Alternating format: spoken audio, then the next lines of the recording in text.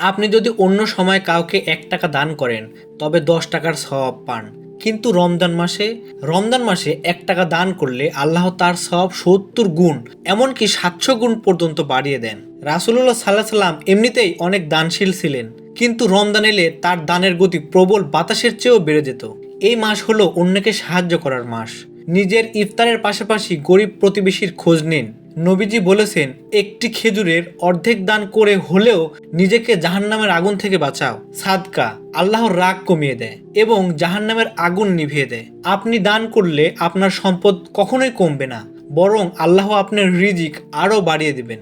আপনার সামান্য একটু সাহায্য হয়তো একটি গরিব পরিবারের রমজান ও ঈদ সুন্দর হয়ে যেতে পারে। তাই মসজিদে, এতিমখানায় বা অভাবী আত্মীয়কে কিছু না কিছু দান করার চেষ্টা করুন। গোপনে দান করুন, যাতে ডান হাত দিলে বাম হাতও টের না পায়। কিয়ামতের দিন এই সামান্য দানই আপনার নাজাতের ওসিলা হয়ে যেতে পারে। আজই কিছু দান করার নিয়াত করুন, আল্লাহ কবুল করুন।